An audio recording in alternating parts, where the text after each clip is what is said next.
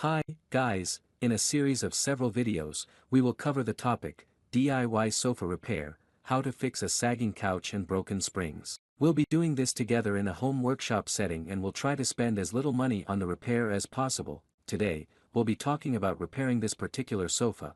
This sofa is very worn out, you could even say it's in terrible shape. As you can see, many areas in the cushions are sagging, and several springs are broken.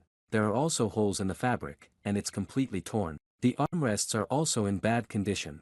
The latches don't work, and the inside of the sofa is also broken and sagging. What are we going to do with it?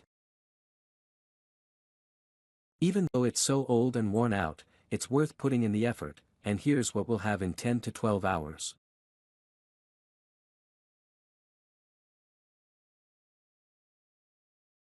We will do everything step by step, completing all the necessary actions in order.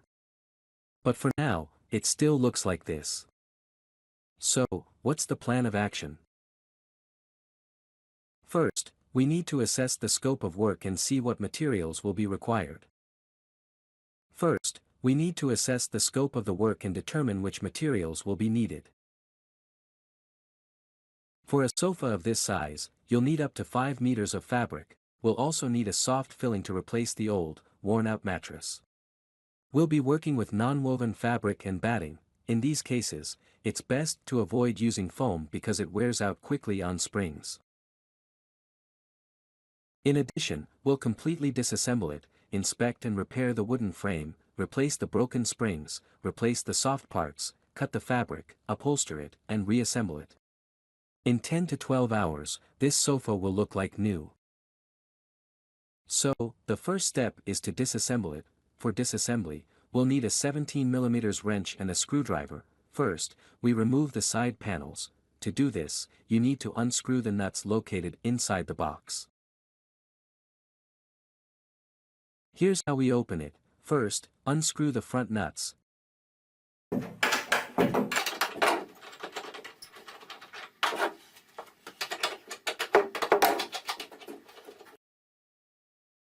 Inside the box, there are also metal washers that are usually embedded in the wood. You can remove them like this. Push the side panel inward with your palm, then tap the side panel back with the palm of your other hand. That's it, the washer comes out. We remove it and set it aside so we don't lose it, as we'll need it later. Do the same on the other side. Carefully set aside the washers to avoid losing them.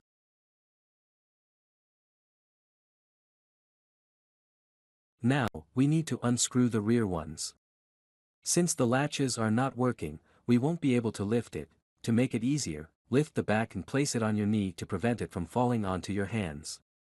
Then, locate the nut and unscrew it.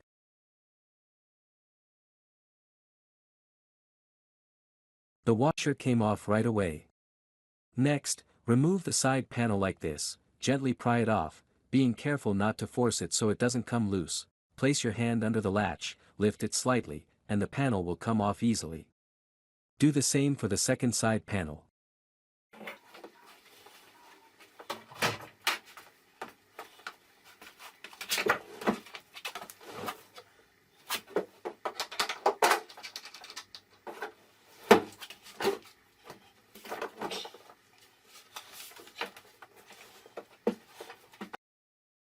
So, we've removed the side panels and set them aside.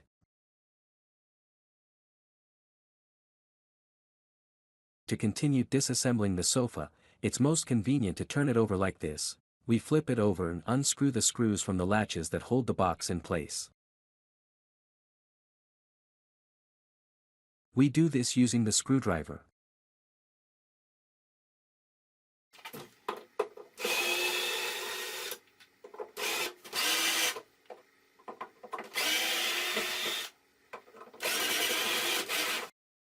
So we unscrewed the box, pried it from one side with a screwdriver, and removed it.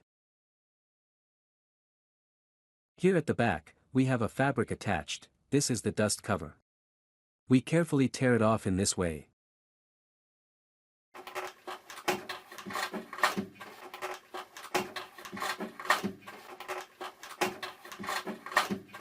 And, After disconnecting the box, we move it aside.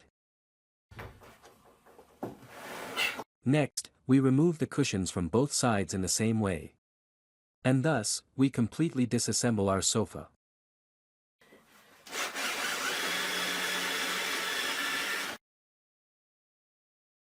Next, we remove the cushions from both sides in the same way. And thus, we completely disassemble our sofa. We'll also be repairing the locks. Let's see how this type of lock is repaired. But we'll do that later. We're also removing the legs.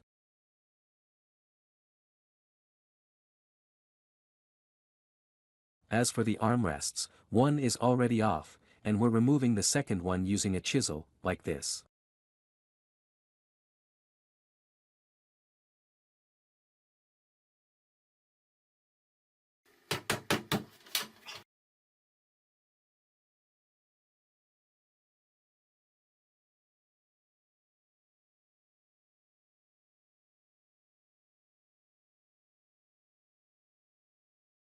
The same goes for the legs. This one will need to be replaced since it's broken. These three are fine.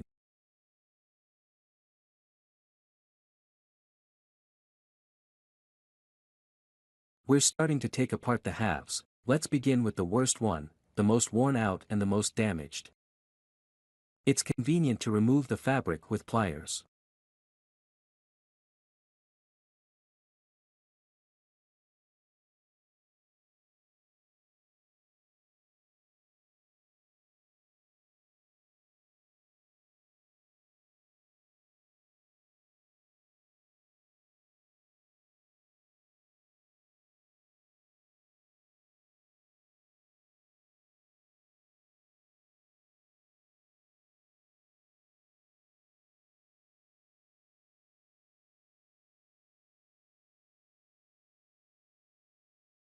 Be sure to check the corners of the couch, as there are usually small pieces of Velaflex sewn in. If they're in good condition and not worn out, we'll keep them. They're usually sewn with nylon threads, which we'll cut and set aside. They can be found in the front corners and sometimes in the back corners as well. Since they're in good condition, we'll keep them and use them later. After all, we're talking about a home repair with minimal material costs.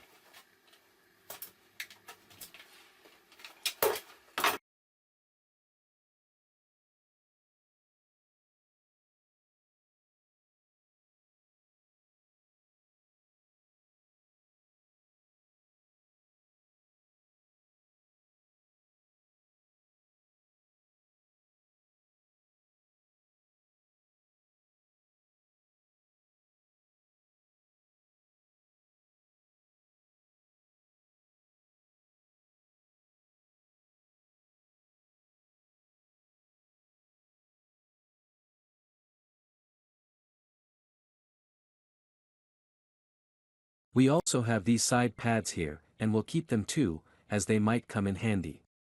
They are also sewn with nylon threads, which we'll cut.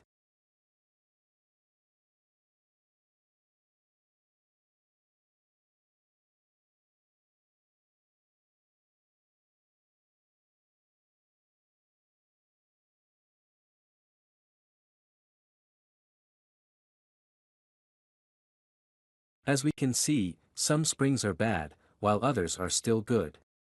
Since we're aiming for a repair with minimal costs, we'll reuse some springs and replace the others.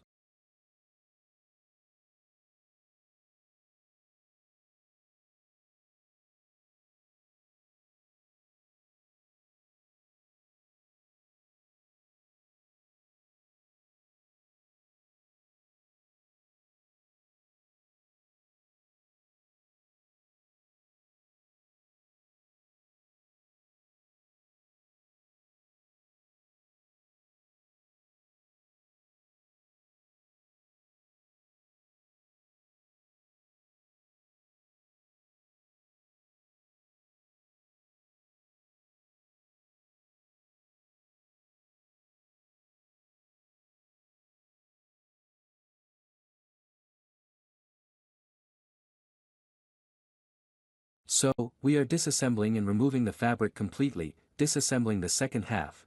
This was the seat, this is the back, and when we have disassembled and cleaned everything, we will work on the frames. So, we have completely disassembled everything, removed the fabric, taken off the springs, and cleaned the frames from debris and dirt. Now we can work on repairing the frames. To start with, it's worth noting which frame is the seat and which one is the back. We check, well, first of all, visually, whether the beams are broken or not. Here the beams are intact. We also check the beams to see if they are bent. How do we do this? Thus, we look, and it is very clear. These beams are straight.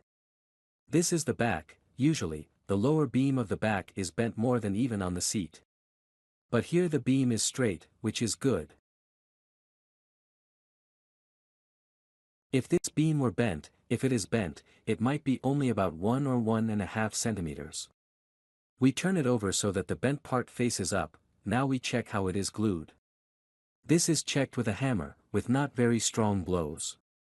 Here is a ringing sound, here is a more muffled sound, which means it needs to be re-glued.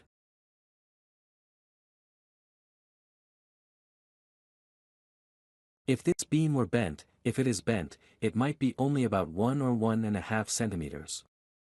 We turn it over so that the bent part faces up. In these places, it needs to be re-glued, otherwise there will be a squeak. We carefully tap it out with light blows to avoid breaking the other edge, which might be secured more tightly. If it doesn't work, then we try to tap it out this way. To avoid breaking the tenon, we hit downwards. This is how this corner is disassembled, and then we take it out.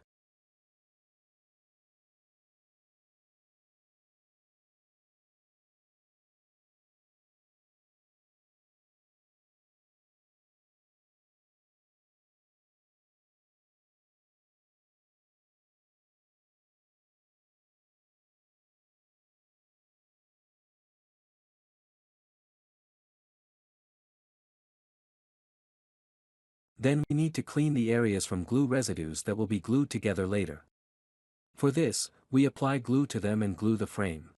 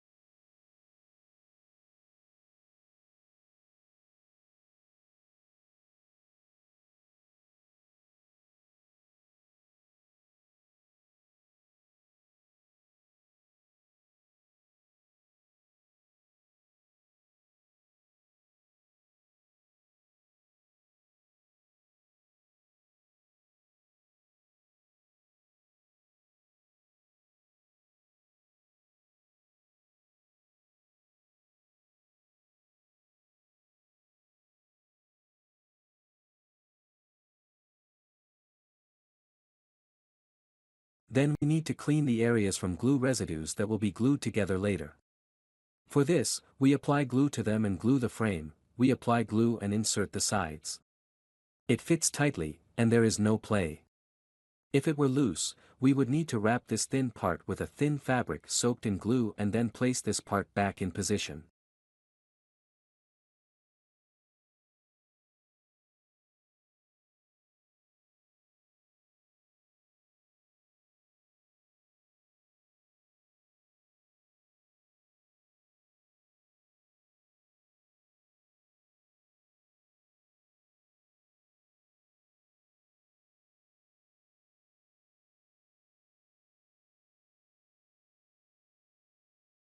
After assembling, we take a square and immediately check the angles.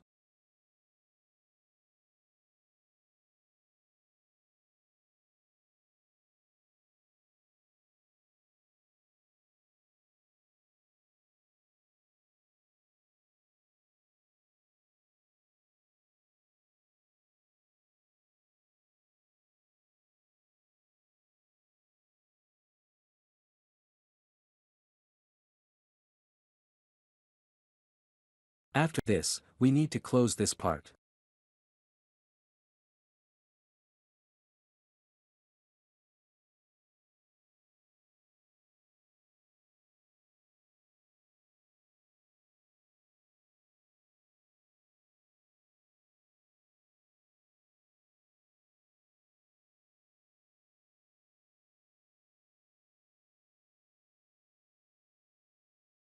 And this way, we repair the second frame.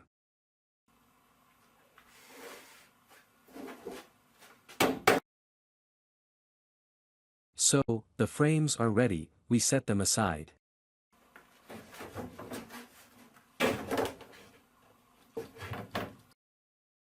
And we proceed to repair the box.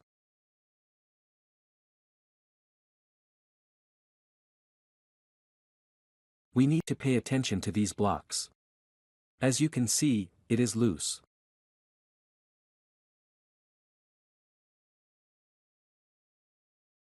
The legs are attached to these blocks.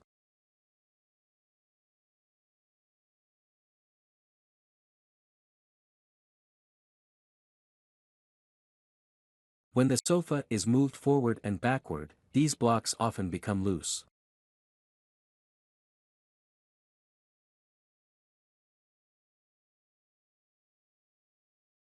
It is necessary to clean the old glue off these blocks.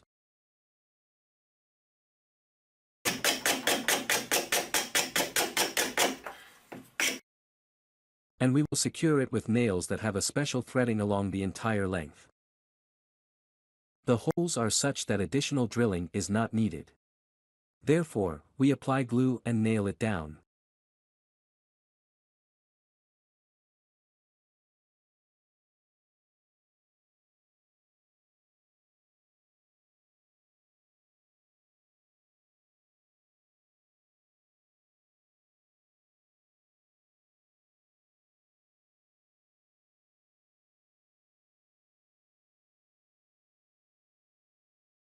So in this box, we nail the bottom with 40 mm nails, and we glue and nail these blocks. And the box will be ready.